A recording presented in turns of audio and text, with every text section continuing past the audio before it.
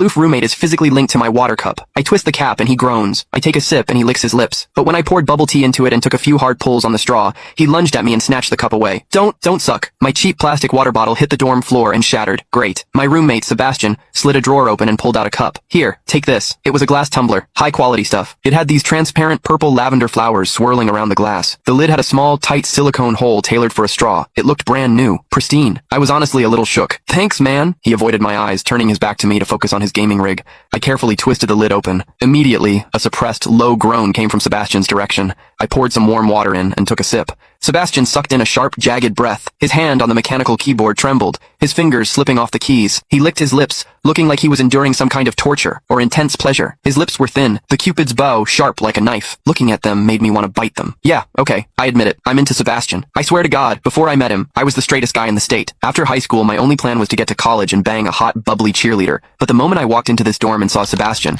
that plan went out the window. 4 years of college and he's the only one I want to mess around with. But I couldn't tell him. No way. I was terrified that if I spilled my guts, we wouldn't even be friends anymore. Because Sebastian is straight. Like, painfully straight. Only 2 weeks ago, he turned down a senior, a varsity swimmer, total stud, who asked him out. After that, Sebastian came back to the room and sat at his desk with a face like thunder for hours. The guy must be a raging homophobe. Maybe it was because the cup was a gift from my crush, but that warm water tasted sweeter than usual. It had a weirdly good aftertaste. I grabbed a straw from my desk and shoved it deep into the hole on the lid. The second I did, a strangled moan ripped out of Sebastian's throat. He bolted up and sprinted into the bathroom. Weird. We were just gaming. Why the hell did he suddenly need a shower? He didn't even grab a change of clothes or a towel. My hearing has always been too good for my own good. Through the thin bathroom door, I heard whimpery, muffled sounds. Soft, hot, suppressed. As a dude, I knew exactly what that sound was. He was jerking off. When I get horny, I usually wait until lights out and hide under the covers like a rat. But Sebastian, it's the middle of the damn day and he just goes for it? Talk about high testosterone. Sebastian is gorgeous. He's got that cold, don't touch me vibe, but his eyes are sharp, almost like a fox. He looks like a priest who's secretly a sinner, tempting as hell. I've heard people say his smile is killer,